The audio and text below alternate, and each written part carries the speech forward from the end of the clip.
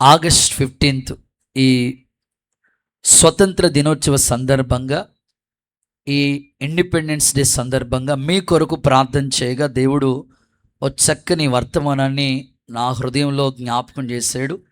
అదొక సందేశంగా మీకు ఈ పూట అందిస్తాను. పరిశుద్ధ గ్రంథం తెరిచి ఆ మాటలు చదువుదాం. నహోము ప్రవచన గ్రంథం, నహోము ప్రవచన గ్రంథం మొదటి అధ్యాయం 13వ వాక్యాన్ని నేను చదువుతాను. మూడు అధ్యాయాలు ఉంటాయి. చక్కగా నహోము ప్రవచన గ్రంథం మొదటి అధ్యాయం 13వ వాక్యాన్ని, మీకా గ్రంథం ప్రక్కనే ఉంటుంది చూడండి. నాతో కలిసి ఈ మాట చెప్పండి.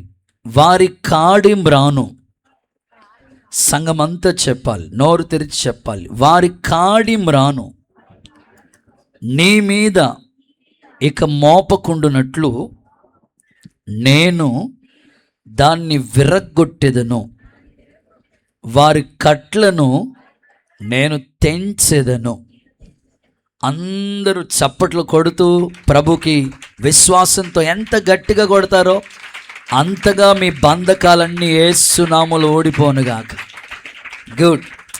ఈరోజు మీకు చెప్పాలనుకున్న సందేశం పేరేమిటంటే, నేను మీ కాడిమ్రాను విరగ్గొట్టేదను. కాడిమ్రాను, నేను, అదిగో చూడండి, మీ కాడిమ్రాను విరగ్గొడతాను. పావురం వచ్చి వాటి మీద వాలినప్పుడు ఆ కాడిమ్రాను తొలగిపోయింది. ఈ ఉదయకాలం ఒక దైవజనుడిగా నేను ఆశపడుతున్నాను. ఈ స్వతంత్ర దినోత్సవం సందర్భంగా, ఈ హ్యాపీ ఇండిపెండెన్స్ డే సందర్భంగా పరిశుద్ధాత్ముడు నా హృదయంలో జ్ఞాపకం చేసిన ఈ వర్తమానం, నేను మీ కాడిమ్రానుని విరగ్గొడతాను. వాస్తవంగా మన దేశానికి స్వతంత్రత వచ్చి ఇంచుమించు 79 సంవత్సరాలు పూర్తి చేసుకుని 80వ స్వతంత్ర దినోత్సవ పండుగ మనం జరుపుకుంటున్నాం. చాలా సంతోషం. అయితే భారతదేశానికి స్వతంత్రత వచ్చి 80 సంవత్సరాలుగా మనం ఈ ఆనందాన్ని, సంతోషాన్ని అనుభవిస్తున్నాం. అందుని బట్టి నిజంగా చాలా హ్యాపీ. అయితే దేశానికైతే స్వతంత్రత వచ్చింది, కానీ మనిషికి మాత్రం స్వతంత్రత లేని, ఇంకా బంధకాల్లో, ఇంకా బానిసత్వ బ్రతుకులో, ఇంకా చెరసాలనే చీకట్లో మనిషి కొనసాగుతూ ఉన్నాడు. ఈ ఉదయకాలం ఈ నహోము గ్రంథాన్ని చదువుతూ ఉన్నప్పుడు దేవుడు ఒక చక్కని మాట తన ప్రజలకు జ్ఞాపకం చేస్తూ ఉన్నాడు. ఇదిగో మీ కాడిమ్రానును నేను మీ మీద మోపకుండగా దాన్ని నేను విరగొడతాను, మీ కట్లన్నీ కూడా నేను తెంచేస్తాను అని ఓ చక్కని వాగ్దానాన్ని తన ప్రజలకు దేవుడు తెలియచేస్తున్నాడు.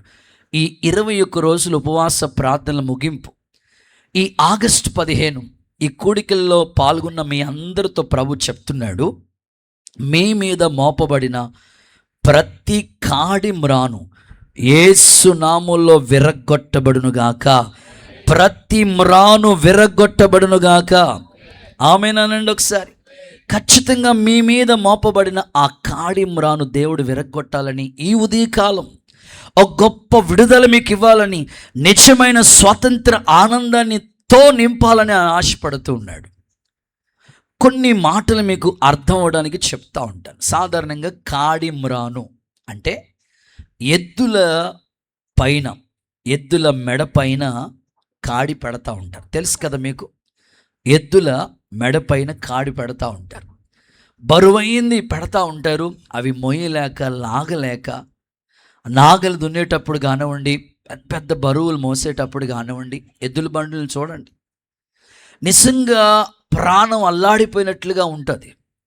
అలాగే మానవ జీవితంలో కూడా అనేకమైన బంధకాలు, బరువైనవి, సాతాను కట్ల చేత మనిషి బంధించబడి నిజమైన స్వాతంత్రత, విడుదల లేక ఆ కాడి కిందకే మనిషి వెళ్ళిపోతూ ఉన్నాడు. అపవాది అనేకుల్ని వాడి కాడి కిందకి లాగేస్తూ ఉన్నాడు. ఈ ఉదయకాలం ఈ నిజమైన స్వతంత్రం జరుపుకుంటున్న సంఘ బిడ్డలందరితో నా దేవుడు చెప్తున్నాడు, మీ మెడ మీద మోపబడిన ఆ కాడి ఆ బంధకం యేసు నామములో నా ప్రభు విరగ్గొట్టునుగాక. మన దేశానికి స్వతంత్రత ఎప్పుడు వచ్చింది చెప్పండి ఒకసారి? 1900 అందరూ మాట్లాడండి అయ్యా. 47 ఆగస్టు 15. గుడ్. మన దేశాన్ని ఏమని పిలుస్తాం? భారతదేశం. ఇంగ్లీష్లో ఏపియా? ఇండియా. ఇండియా. గుడ్. ఇండియా అని పిలుస్తూ ఉంటాం. చాలా దేశాలు ఉన్నాయి కదా, ప్రపంచవ్యాప్తంగా చాలా దేశాలు ఉన్నాయి కదయ్యా. ఆస్ట్రేలియాను ఇంగ్లీష్లో ఏమని పిలుస్తాం? చూడండి, ఆ వాడు మిలిటరీ నుంచి వచ్చాడు చూడు. అమ్మ ఆడపిల్ల మగపిల్లడాడు. గుడ్. మంచోడు మంచోడు. గుడ్.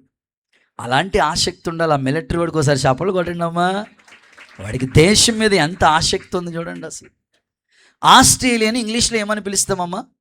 ఆస్ట్రేలియా. సరే, మా మగ మహారాజులను అడుగుతాను, ఇంగ్లాండ్ని ఇంగ్లీష్లో ఏమని పిలుస్తాం? ఇంగ్లాండ్. పాకిస్తాన్. ఆ తర్వాత మీకు పేర్లు చెప్పండి. స్విట్జర్లాండ్, సింగపూర్, ఇవనేండి ఏదోటి మీకు వచ్చినట్టుగా, అంతే. ఇంకా ప్రతిదాన్ని ఇంగ్లీష్లో అదే పిలుస్తూ ఉంటాం కదా. కువైట్, మస్కట్, చైనా, అదేదో ఉంటారు కదా వాళ్ళు, అలాగే ఉంటారు కదా. చూడండి, అమెరికా, ఇట్లాగా ఇంగ్లీష్లో కూడా పదాలు అలా పిలుస్తూ ఉంటాయి. కానీ భారతదేశాన్ని ఇంగ్లీష్లో ఇండియా అని ఎందుకు పిలుస్తామంటే, సింపుల్గా చిన్న కొటేషన్ మీకు చెప్పి సబ్జెక్ట్లోకి వెళ్ళిపోతాను. మీ యాక్టివ్ కోసం మీకు చెప్తున్నాను. ఆగస్టు ఈ యొక్క సందర్భాన్ని ఇండియాని గురించి చెప్తూ ఈ మాట చెప్తాను. ఐఎన్ చెప్పండి పదాలు. INDIA ఎన్ని ఉన్నాయి?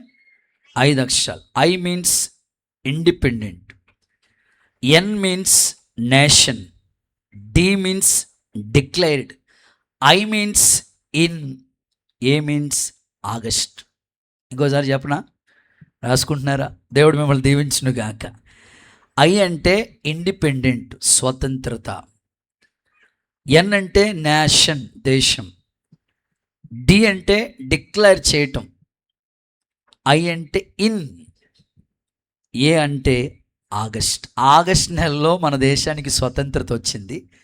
భారతదేశాన్ని ఇంగ్లీష్లో ఇండియా అని పిలుస్తున్నాం. చప్పట్లో కూడా ఒకసారి యేసయ్యకి మహిమ చెల్లిద్దామా? గుడ్.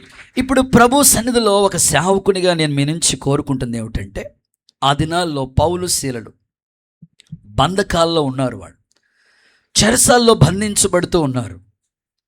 ఖైదీలు కూడా ఉన్నారు. గత రాత్రి అయ్యగారు, చక్కని థామస్ అయ్యగారు, ఎన్ని అనుభవాలు, చాలా అనుభవాలు. ఆ ఖైదీలు ఎలా ఉంటారో, వాళ్ళకున్న పాటలు ఏంటో, వాళ్ళ బంధకాలు ఎలా ఉంటాయో, వాళ్ళకున్న బానిసత్వ బ్రతుకులేంటో చాలా విషయాలు పంచుకుంటూ వచ్చారు. ఇంకా సేవా పరిచర్యలో మాతో చాలా విషయాలు వారు అయ్యగారు చెప్తూ వచ్చారు. ఈ పౌలు శీలను తీసుకెళ్ళి చెరసాల్లో బంధకాల మధ్యలో ఉన్నప్పుడు వారు పాటలతో స్తుతించినప్పుడు, మధ్యరాత్రి వేళ దేవుణ్ణి ఆరాధించి ఘనపరిచినప్పుడు వాళ్ళకున్న బంధకాలు ఊడిపోయినాయి కదా, చెరసాల పునాదులు కదిలిపోయినాయి కదా, గొప్ప కార్యాన్ని ప్రభు చేశాడు కదా.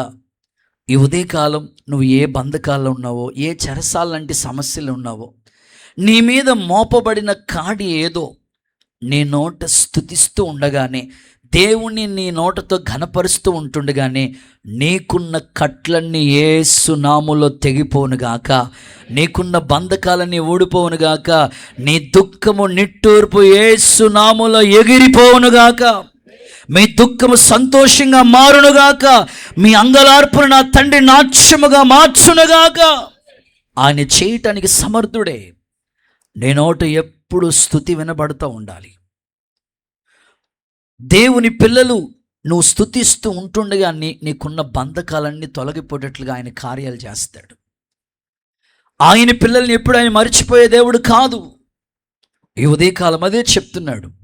నేను మీ మెడ మీద మోపబడిన ఆ కాడి మ్రానుని విరగొట్టేస్తా. గొప్ప విడుదల నా తండ్రి యేసు నామములో మీకు అనుగ్రహించునుగాక. మీకు ఇలా అర్థమవటం కోసం ఒక చిన్న ఉదాహరణ చెప్పి సబ్జెక్టులోకి వెళతా. అదేమిటంటే, ఒక రాజుగారు ఉన్నారు. ఆ రాజ్యంలో ఎంతో కాలముగా తన దగ్గర పనివాళ్ళు, సైనికులు, మంత్రి ఇలా రోజులు గడుస్తూ ఉన్నాయి. ఎందుకో రాజుకి ఆలోచన వచ్చి ఇంకా ఈ రాజు కోటను ఇంకొంచెం వైభవంగా ప్లాన్ చేద్దాం అని ప్రక్కనే ఒక మంచి కన్స్ట్రక్షన్ ప్లాన్ చేసుకున్నాడు రాజు. వెంటనే పని వాళ్ళని నియమించాడు. కొంతమంది మేస్త్రుల్ని, ఇంజనీర్ని, వర్క్ చేసే వర్కర్స్ని, ఇట్లాగా అన్నిటినీ కూడా ఏర్పాటు చేసుకుంటూ వచ్చాడు. సరే అనుకుని వెంటనే పునాది పనులు జరుగుతూ ఉన్నాయి. పునాది వేసి వచ్చి వాళ్ళకి పని అప్పగించాడు. అప్పగించిన తర్వాత కొద్ది రోజులకి వెళ్ళి చూసినప్పటికీ అక్కడ ఇంకా పునాది అయ్యి జస్ట్ వెళ్ళినప్పుడేమో పునాది స్టోన్ వేసి ఉంచారు. కొద్ది రోజులకి మేబీ 1 వీక్ తిరగకుండగానే ఆ పునాదులు వరకు పై వరకు లేచి లోపల ఇసుకంతా ఫిల్ చేశారు. దగ్గరికి వెళ్ళి చూసిన వెంటనే రాజు ఇలా చూసి ఇలా అన్నాడు, బాగుంది అన్నాడు. నాతో కలిసి చెప్పండి, బాగుంది అన్నాడు. వినాలి, అందరూ వినాలి. తర్వాత మరలా రాజుగారు కదా, ఏదో పనులు అడవుడిగా ఉంటాడు, రాజ్యంలో అనేకమైన బాధ్యతలు చక్కపెట్టాలి. మరలా ఒక 10-15 రోజుల తర్వాత మరలా కన్స్ట్రక్షన్ వర్క్ ఎలా వచ్చిందో చూద్దాం అనుకుని మరలా వెళ్ళి చూశాడు. చూసినప్పటికీ ఇప్పుడు పైకి స్లాబ్ వరకు ఆ పిల్లర్స్ లేసి ఉన్నాయి, చుట్టూ గోడ కట్టేసింది, కిటికీలు గుమ్మాలు అలా సెట్ చేసి ఉంది. మరలా వచ్చి చూసి అంటాడు, బాగుంది అన్నాడు. చెప్పండి, మీరు పలుకుతూనే ఉండాలి. ఇలా అన్నాడు. బాగుందని ఎలా అంటారు? థమ్సప్ అయితే ఇలా అంటారు. ఒకసారి అనండి అమ్మ, గుడ్, బాగుంది అన్నాడు. సరే అని స్లాబ్ వరకు వచ్చింది, వెళ్ళిపోయాడు. మరలా ఆయన పనులు ఆయనకు ఉంటాయి. మరలా 10-15 రోజుల తర్వాత మరలా వచ్చాడు. వచ్చిన తర్వాత మరలా చూసినప్పటికీ స్లాబ్ అంతా అయిపోయింది, చక్కగా ప్లాస్టింగ్ వర్కులు జరుగుతూ ఉన్నాయి. మరలా వచ్చి పిల్లలు బాగుంది అన్నాడు. సరే, తర్వాత ఇక వర్కర్స్ చెప్పేసారు ఇలా పని చేయాలి, చేస్తున్నారు. పెయింటింగ్ అయిపోయింది, ఎలివేషన్ అంతా అయిపోయింది. తర్వాత కబోర్డ్స్, ఆ తర్వాత ఇంటికి సంబంధించిన సామాగ్రిలన్నీ ఏర్పాటు చేసి పెయింటింగ్ వర్క్, ఈ లైట్లు చక్కగా అందంగా రాజ కోట ఎంత అందంగా ఉంటుందో అంత వైభవంగా తీర్చిదిద్దారు. అప్పుడు మరలా వచ్చి చూసినప్పుడు అంటాడు, సాత్విక్ అని చెప్పని, బాగుంది బాగుంది. సరే అనుకున్నాడు తన మనసులో, ఇంత వైభవంగా కట్టని ఈ కోట, పని చేశారు చాలా అద్భుతంగా, పునాది వేసినప్పుడు బాగుంది, కట్టడం గోడలు కట్టినప్పుడు బాగుంది, స్లాబ్ వేసినప్పుడు బాగుంది, ప్లాస్టింగ్ వర్క్ చేసి, ఎలివేషన్ చేసి, పెయింటింగ్ వర్క్ చేసి, ఇన్ని లైటింగ్ సిస్టమ్ ఎంత చక్కగా అమర్చినప్పుడు బాగుంది, అన్నీ ఉన్నాయి. కానీ దీంట్లో ఎవరు లేరు కదని మనసులో ఆలోచించి ఆ రాజు తన కుమారుడు యువరాజుని తీసుకెళ్ళి ఆ కోటలో ప్లాన్ చేసుకుని ఒక సింహాసనం వేసి దాని మీద కూర్చోమని చెప్పాడు. ఆ కుమారుడు వెళ్ళి ఆ సింహాసనం మీద కూర్చున్నాడు. ఇప్పుడు వచ్చి చూసంటాడు, ఈ రాజు కోటకి ఈ కుమారుడు యువరాజు ఈ సింహాసనం మీద కూర్చున్న తర్వాత చాలా బాగుంది అన్నాడంట. మీ నోటితో పలికితే బాగుంటుంది కదా ఆ మాట. కొట్టండి, ఎంత బాగుందో అంత గట్టిగా. నేనంటాను, నీ వ్యక్తిగత జీవితం ఇప్పటికే కొన్ని బంధకాలు విడిచిపెట్టేశావు, గుడ్, మంచోడు. కొన్ని అలవాట్లు వాటిని కూడా విడిచిపెట్టావు, గుడ్. దేవుని దగ్గరికి కూడా వచ్చావు, గుడ్. బైబిల్ కూడా కొనుక్కున్నావు, పాటల పుస్తకం కూడా ఉంది, గుడ్. చెప్పే ప్రతి వాక్యాన్ని రాసుకుంటున్నాం, గుడ్. ఇంకా నీ హృదయంలో సరైన స్థానం రాజైన ప్రభువుకి నువ్వు ఇంకా చోటు ఇవ్వకపోతే బాగుంది అక్కడే ఆగిపోతావు. కానీ ఎప్పుడైతే నీ హృదయమనే ఆ ఇంటిలో ప్రభుకు చోటిస్తావో నీ జీవితం చాలా బాగుంది అనే స్థాయికి దేవుడిని ఎదిగింప చేయనుగాక. నీ మెడ మీద ఉన్న కాడి యేసు నామములో విరగ్గొట్టబడునుగాక. గుడ్. ప్రభు అంటారు, నేను మీ కాడి మ్రానును విరగ్గొడతాను, మీ కట్లు తెంచేస్తాను అన్నాడు ప్రభు. మీరు అడగొచ్చు, నేనేమి ఎద్దును కాదు కదయ్యా, నా మీద ఏ కాడ ఉంది అయ్యగారు, నేను ఎద్దులా కనబడుతున్నాను, మీకు కాడి మ్రాను అంటారేటండి అనుకోవద్దు. దీన్ని ఆత్మీయంగా చెప్తున్నాను. మానవ జీవితంలో అనేకమైన కాడి మ్రానులు మోపబడి ఉన్నాయి. ఈరోజు ప్రభు నీ జీవితంలో నీ మీద మోపబడిన ఏ కాడి మ్రాను ఆయన విరగ్గొడతాడు. నా ప్రశ్న అర్థమవుతుందా? ఏ కాడి మ్రాను ఆయన విరగ్గొడతాడు అనే ఆలోచన కలిగి ఉంటే 4 మాటలు చాలా క్లుప్తంగా వివరంగా త్వరగా చెప్పి ముందుకు ఈ వర్తమానాన్ని కొనసాగించాలని ఆశపడుతున్నా. నీ జీవితంలో ఏ కాడి మ్రానును ఆయన విరగ్గొడతాడు అని ఆలోచన కలిగి ఉంటే చదువుదామా. మొదటి మాట యెషయా ప్రవచన గ్రంథం, యెషయా ప్రవచన గ్రంథం 9వ అధ్యాయం 4వ వాక్యాన్ని భక్తులు బైబిల్ ఉన్నవాళ్ళు చక్కగా చదువుతారు, విందాం. మిద్యాను దినమున జరిగినట్లు, మిద్యాను దినమున జరుగునట్లు దాని బరువు కాడిని నీవు విరిచి ఉన్నావు, విరిచి ఉన్నావు. వాని మెడను కట్టు కర్రను వాని తోలు వాని కొరడాలను విరిచి ఉన్నావు. చాలు. మిద్యాను దినమున జరుగునట్లు వాని బరువు కాడిని విరిచి ఉన్నావు. గుడ్. మొదటి మాట బరువైన కాడి అనండి. మీ పక్కోళ్ళకి షేక్ అండి చెప్పండి అక్క, అన్న చెప్పండి అన్న, బరువైన కాడి. ఆమేన్. సో నీ మెడ మీద మోపబడిన కాడి మ్రానును దేవుడు విరగ్గొడతాను అంటున్నారు కదా. నా మీద మోపబడిన ఆ కాడి మ్రాను ఏంటన్నయ్యా? నేనేమి నా పైన ఏమి కాడి కనిపించట్లేదు, కానీ నీ భుజాల మీద కావచ్చు, నీ యొక్క మెడ మీద కావచ్చు, ఒక బరువైన కాడి మ్రాను, ఒక బరువైన కాడి మ్రాను మోపబడి ఉంది. అది నీకు తెలియట్లేదు, అది నువ్వు గ్రహించలేకపోతున్నావు. ఈ స్వతంత్ర దినోత్సవ సందర్భంగా ప్రభు నీతో చెప్తున్నాడు, నీ మీద మోపబడిన ఆ కాడి మ్రాను విరగ్గొడతాను. అయ్యా, నా మీద మోపబడిన కాడి మ్రాను ఏంటయ్యానంటే అది బరువైన కాడి, బరువైన కాడి మ్రాను. యేసు నామములో ఈ బరువైన కాడి మ్రానును నా తండ్రి విరగ్గొట్టునుగాక.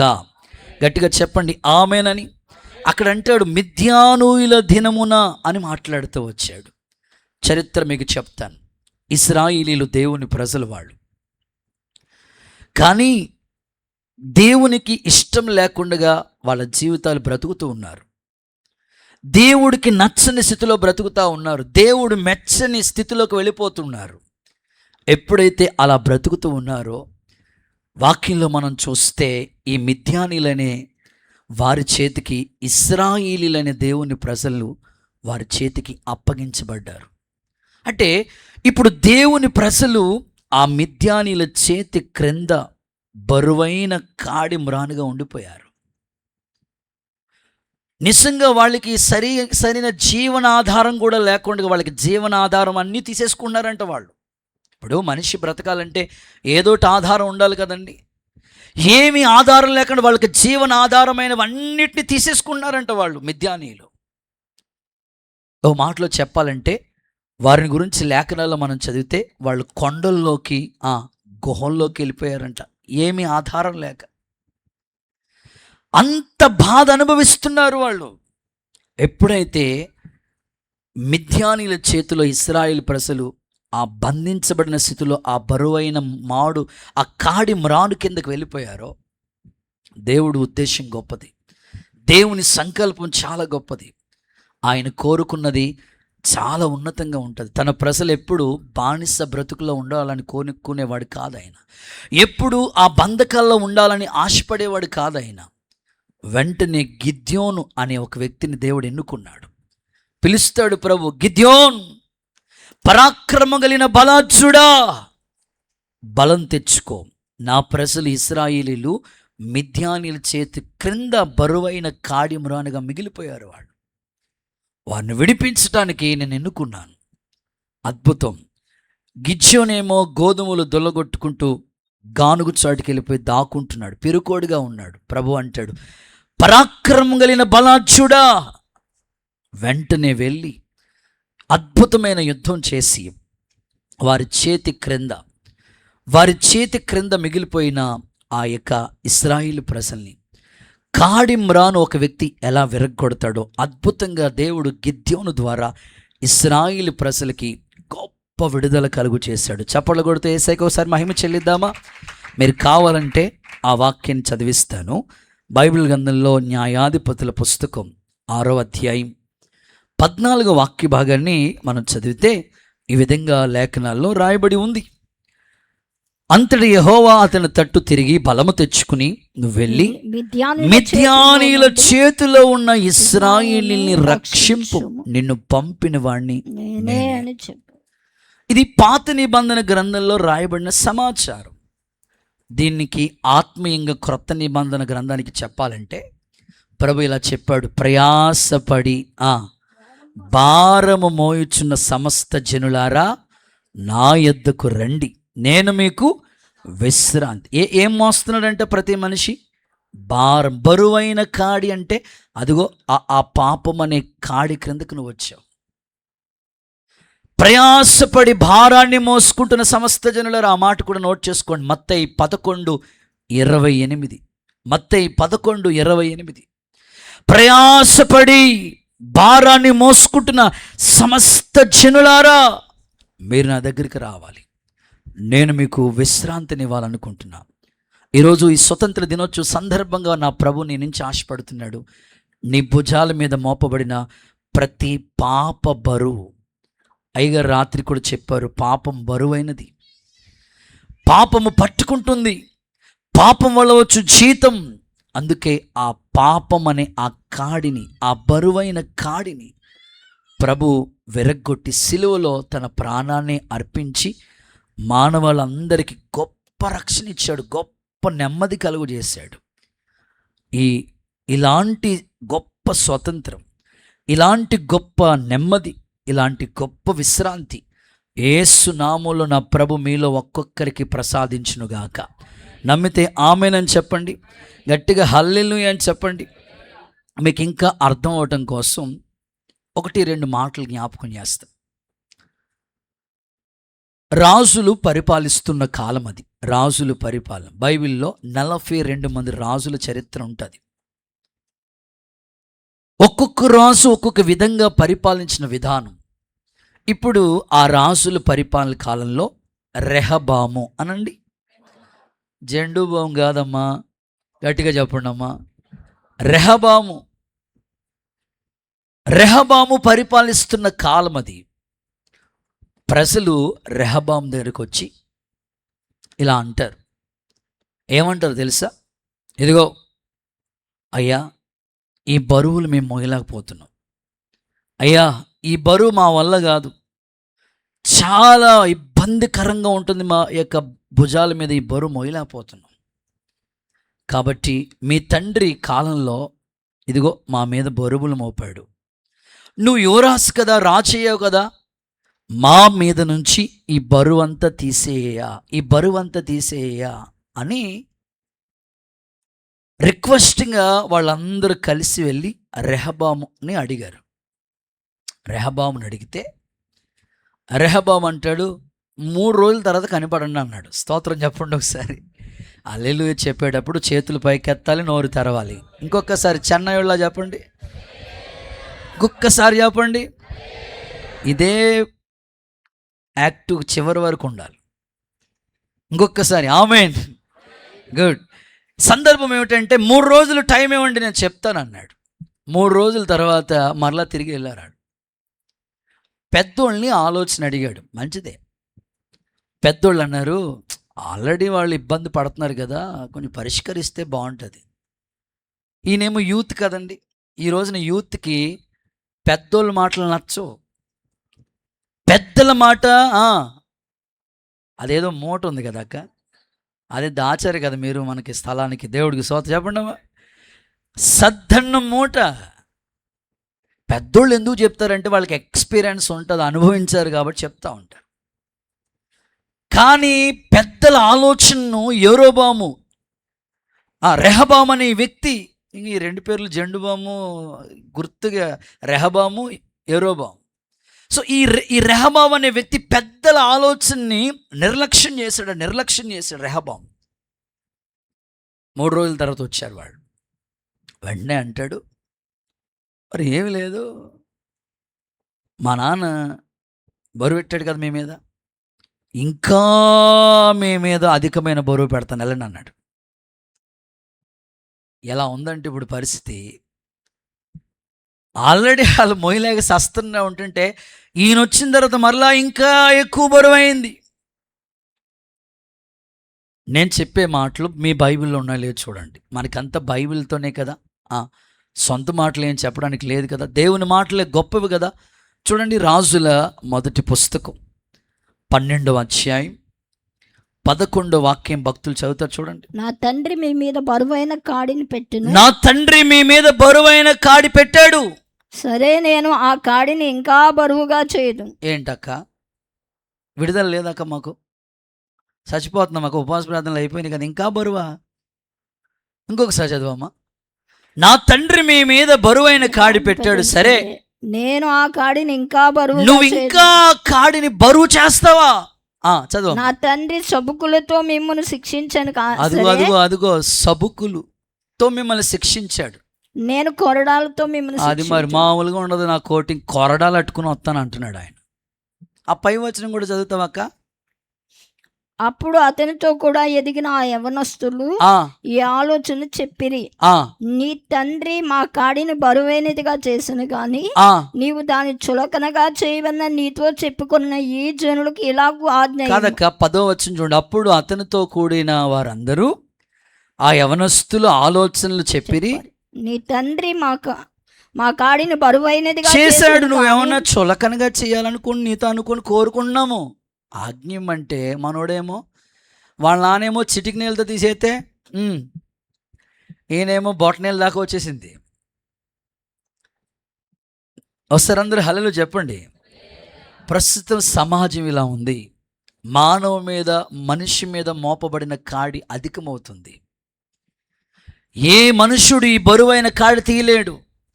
కానీ ఆరాధించే యేసుక్రీస్తు ప్రభు నీ మీద మోపబడిన బరువైన కాడిని యేసు నామములో దేవుడు పెల్లగించునుగాక, విరగ్గొట్టునుగాక.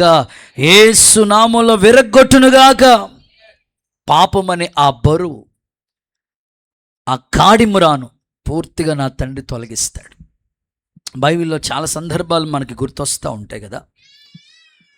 శాస్త్రులు, పరిసయ్యులు అనే వాళ్ళ గురించి మనం లేఖనాలు చదువుతూ ఉంటుంటే వాళ్ళు కూడా ఇంకా ఇంకా ఇంకా ఇంకా బరువు. ఇంకా లేఖనాల్లో చూస్తే శాస్త్రులు, పరిసయ్యుల గురించి వాళ్ళ మోయలేని బరువులు అంటే తీసేసి వాళ్ళ మనుషుల మీద కట్టి మోపిస్తూ ఉన్నాడు. చూడండి, ఆ మాట కూడా చదివిస్తాను. మత్తయి సువార్త 23వ అధ్యాయం 4వ వాక్యం చూడండి ఒకసారి. మత్తయి సువార్త 23:4. మత్తయి 23:4. మోయ సఖ్యము కాని భారమైన బరువులు కట్టి మనుషుల భుజముల మీద వారు పెట్టుదురే గాని. మనుషుల భుజాల మీద ఎవరెళ్ళు? శాస్త్రులు, పరిసయ్యులు అనేవాళ్ళు మనుషుల భుజాల మీద మోయే సఖ్యము కాని బరువులు పెట్టి కడతా ఉన్నారు. వాళ్ళు మోయలేని వారిని పెడతా ఉన్నారు, కానీ తమ రేలుతోనైనా కొంచెం కూడా కదిలించలేరు. వినండి, ఈరోజు ఈ బరువైన కాడి తొలగిపోవాలని ప్రజలు ఎన్నో చేసుకుంటున్నారు. ఎవ్వరి వల్ల కాదు. ఎందుకంటే సిలువలో ఆయన ఒక్కడే చేసాడు త్యాగం. ఈరోజు 9 మంది బిడ్డలు వాళ్ళ పాపం అనే బరువు కాడి మురాను దేవుడు విరగ్గొట్టి వాళ్ళ పేరు జీవగ్రంథంలో రాయించాడు. చప్పట్లు కొడితే యేసుకి మహిమ చెల్లిద్దామా? ఇంకా చాలామంది రక్షణ లేకుండా ఉన్నారు. వాళ్ళ బరువు వాళ్ళే మోసుకుంటున్నారు. త్వరగా మీ చింత యావత్తు నా మీద వేయమని ప్రభు చెప్పాడు. ఆలస్యం చేయొద్దు. ఈ ఇండిపెండెన్స్ డే సందర్భంగా గొప్ప స్వతంత్రత. నీ పాప బరువు యేసు నామములో విరగ్గొట్టబడునుగాక. చిన్న ఉదాహరణ చెప్పి 2వ పాయింట్లోకి వెళతా. ఒక తండ్రి ఉన్నాడు. ఈ తండ్రికి కొద్ది రోజులు గడుస్తుండగా భార్యకి అనారోగ్యం చేసి భార్య చనిపోయింది. వెంటనే ఆ తండ్రి అనుకున్నాడు, ఈ ఊరిలో బ్రతుకుతూ ఉంటుంటే పదే పదే మరలా నాకు ఆ భార్య గుర్తొచ్చేస్తూ ఉంటుంది. ఇరుగు పొరుగు వాళ్ళు, బంధువులు, స్నేహితులు, శ్రేయాభిలాషులు రోజు వచ్చి పలకరిస్తూ ఉన్నారు. పద్దాక నా భార్య గుర్తొస్తుంది, ఈ బాధ మర్చిపోలేకపోతున్నాను. చూస్తే ఒక్కడే ఒక కొడుకు, ఒక పిల్లోడు ఉన్నాడు. ఈ పిల్లోడిని నేను ఎలా పెంచుకోవాలి, నా వల్ల కాదు అని అన్నట్టుగా బాధలో ఉండి ఆ ఊరిలోనే కుమిలిపోతూ ఉన్నాడు.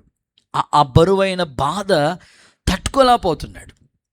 సరే, వెంటనే ఆలోచించి లేదు ఈ ఊరిలో ఉండొద్దు, ఈ ఊరిలో ఉంటే రోజు వచ్చి వీళ్ళు ఆదరించటం మానేసి ఏదో ఒక నిందలేస్తూ ఉన్నారు, ఏదో విధంగా బాధ పెడతా ఉన్నారు. ఇంకా ఈ మాటల వల్ల నా మనసు బరువెక్కిపోతుంది, వేదనతో గుండె బరువెక్కిపోతుంది. కాబట్టి నేను ఈ ఊరిలో ఉండాలనిపించట్లేదు, ఈ ఊరు వదిలేసి వెళ్ళిపోదామని నిర్ణయించుకున్నాడు ఒక తండ్రి. సరే, కుమారుడితో చెప్పాడు, నాన్న మనం ఈ ఊరు వదిలేసి వెళ్ళిపోదాం ఎక్కడికైనా అని డిసైడ్ అయ్యాడు.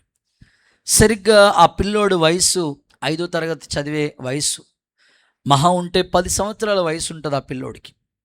వెంటనే ఆ పిల్లోడిని వాళ్ళ నాన్నగారు తీసుకుని ఆ ఊరు, ఆ ఇల్లు, తన ప్రాంతాన్ని విడిచిపెట్టేసి, వినాలి అమ్మ వినండి, ఆ ఊరు, ఆ ప్రాంతం విడిచిపెట్టేసి వేరే ఊరికి వెళ్దామని బయలుదేరాడు. వెళుతూ ఉన్నారు. వెళుతున్న మార్గంలో, వింటున్నారా నా మాటలు అర్థమైన వాళ్ళందరూ ఒకసారి హల్లెలూయా చెప్పండి అమ్మా, చేతుల పైకి చెప్పండి అమ్మా. ఆ ఊరు వదిలి వెళ్తూ ఉన్నారు, ఊరు పొలిమేర దాటి వెళ్తూ ఉన్నారు. వెళుతూ ఉంటుంటే వారు వెళ్ళాలనుకున్న ప్రాంతానికి, వీళ్ళ ఊరు నుంచి ఆ ప్రాంతానికి వెళ్ళటానికి మధ్యలో ఒక సెలయేరు లాంటిది ఉంది. అది దాటుకుని వాళ్ళు వెళ్ళాలి. వెంటనే కుమారుడిని వాళ్ళ నాన్న ఈ సెలయేరులో వీడు మునిగిపోతాడు అనుకుని వాళ్ళ నాన్న ఆ పిల్లోడిని అలా భుజస్కంధాల మీద ఎత్తుకుని చక్కగా తండ్రే నడుచుకుంటూ ఆ సెలయేరు దాటి వెళతా ఉన్నాడు. బాగా వినాలి, వెళతా ఉన్నాడు. కొంచెం దూరం, మేబీ ఆ సెలయేరు మధ్యలోకి వచ్చినప్పటికీ ఆ పిల్లలు కదండి, ఇదిగో ఈ పిల్లలందరూ చూడండి కంగారు పడిపోతారు, భయపడిపోతారు. వాటర్ చూసినండి కళ్ళు తిరిగిపోయినట్టుగా, ఏం డాడీ కంగారు పడిపోతున్నాడు ఆ పిల్లోడు. వెంటనే ఆ పిల్లోడితో వాళ్ళ నాన్న అంటున్నాడు, ఒరే నేను నీ తండ్రిని రా, ఈ సెలయేరును దాటించే బాధ్యత నాది, నువ్వేమి కంగారు పడవలసిన పని లేదు, కలవరపడవలసిన పని లేదు, నేను నిన్ను భుజాల మీద ఎత్తుకున్నాను, ఈ మధ్యలో వదిలేసేవాడిని కాదు, ధైర్యంగా ఉండు. ఎన్ని చెప్పిన పిల్లలకి ఏం అర్థం కాదు, ఆడే అమ్మ అని ఏడుస్తూ ఉంటారు. ఇంకా ఏడుపు ఎక్కువ అయిపోతుంది ఆ పిల్లలకి. ఆ పిల్లోడు ఇంకా ఏడు చేస్తున్నాడు, ఏదో అయిపోతుంది, నన్ను నాన్న వాటర్లో తీసుకెళ్ళిపోతాడు అనుకున్నాడు. వెంటనే ఆ పిల్లోడిని ఇప్పుడు వరకు ఇలా ఎత్తుకున్నాడు, ఇప్పుడు వాటర్ ఎక్కడి దాకా వచ్చేసింది. ఆ పిల్లోడిని గొర్రె పిల్ల ఎలా ఎత్తుకుంటారని చెప్పండి, భుజాల మీద ఎలా ఎత్తుకుంటారు కదా, అలాగా ఆ పిల్లోడిని ఆ తండ్రి భుజాల మీద ఎత్తుకుని ఆ సెలయేరు దాటుకుని అవతలకి తీసుకెళ్ళటమే కాదు, ఎంత అద్భుతం అంటే ఈ పిల్లోడికి తల్లి లేని లోటు ఆ తండ్రే తీర్చాడు. ఆ పిల్లోడికి జీవనాధారం లేదనే కలవరాల మధ్యలో ఉండగా ఆ తండ్రి కష్టపడి ఈ పిల్లోడి బరువంతా ఆయన భరించి ఆ పిల్లోడిని చదివించి ఒక బ్యాంక్ మేనేజర్గా తీర్చిదిద్దాడు. చప్పట్లు కొడుతూ ఒకసారి యేసయ్యకి మహిమ చెల్లిద్దామా. ఉదయకాలం ఒక తండ్రికి కొడుకు మీద ఎంత ప్రేమ ఉంటే, నీకోసం ఆయన ఎంతగా ప్రేమ చూపించి ఆ సెలయేరులో మునిగిపోకుండా, నరకానికి ఆహుతైపోకుండా మనందరి కోసం ఆయన భుజస్కంధాల మీద స్వరూపమైనను సొగసైనను లేనివాడిగా మన కోసమే ఆ పాప భారానంతా మోసాడు ఆయన. నీ మెడ మీద ఉన్న ఈ బరువైన కాడనే పాపపు కాడిని యేసు నామములో ప్రభు విరగ్గొట్టునుగాక. గుడ్. ఇక రెండో మాటలోకి వెళ్ళిపోతాం. సెకండ్ వన్, నేను మీ మెడ మీద ఉన్న కాడి మ్రానును విరగ్గొడతాను, మీ కట్లు తెంచేస్తాను.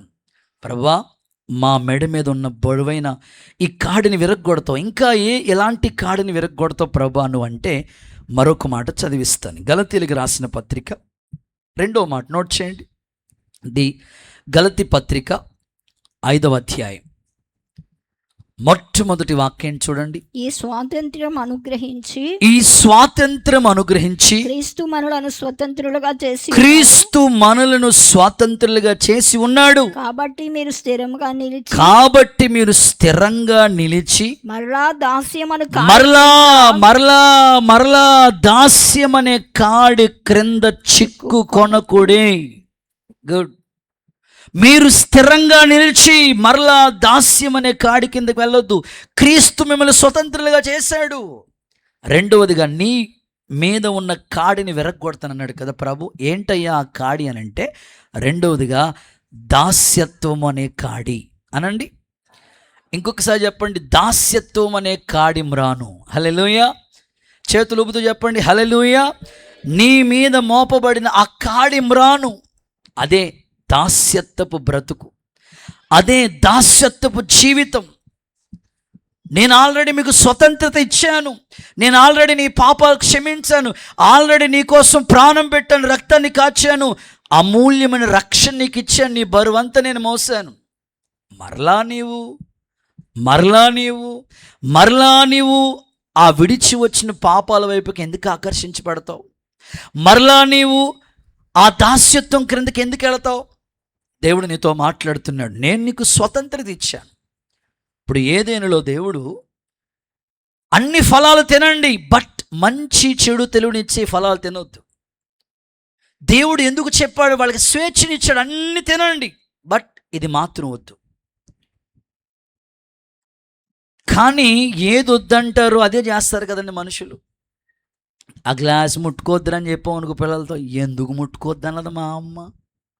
ఒరే ఆ ఫ్యాన్లు వచ్చి ఎట్టోది, మా అమ్మకి ఏం పని ఉండదు. ఇట్లాగా ఏది వద్దంటాం అది చేస్తుంటాడు మనిషి.